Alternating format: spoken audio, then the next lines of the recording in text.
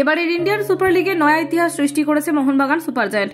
গত ম্যাচে শক্তিশালী ওড়িশা এফসিকে পরাজিত করে তারা দ্বিতীয়বার আইএসএল এর লিগ শিল্ড জয় করেছে কলকাতা ময়দানের এই প্রধান, জানিয়ে খুশি বাগান সমর্থকরা।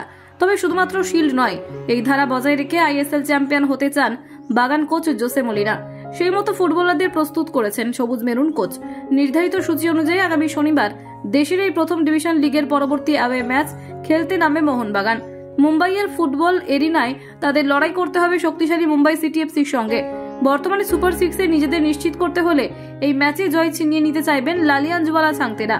সেক্ষেত্রে পঞ্চম দল হিসেবে সুপার সিক্সে চলে যাবে গতবারের আইএসএল জয়ীরা। অন্যদিকে আইএসএল এর পয়েন্ট টেবিলে সর্বোচ্চ পয়েন্ট নিয়ে লিগ টেবিলের শীর্ষে শেষ করতে চলেছে মেরিনার্সরা। বর্তমানে নিয়ম রক্ষার ক্ষেত্রে বাকি দুই ম্যাচ খেলতে হলেও সেগুলিকে হালকাভাবে নিতে নারাজ বাগান কোচ। আসলে গত গোয়া ম্যাচ থেকে মোহনবাগান যে ছন্দে রয়েছে সেটা বজায় রাখাই এখন অন্যতম লক্ষ্য মলিনার। তাই ওড়িশা ম্যাচের মতো এই ম্যাচকেও যথেষ্ট গুরুত্ব দিচ্ছেন দিমি পেত্রাতোসরা।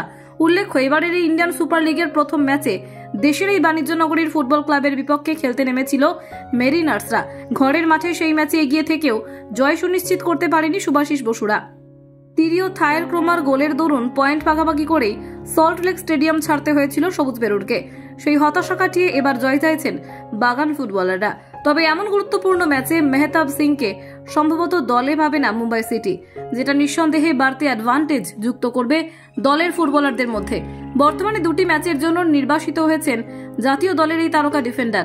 সেটা কিছুটা হলেও চাপে ফেলতে পারে পেট্রো ক্র্যাটকির ছেলেদের। কলকাতা 24/7.in।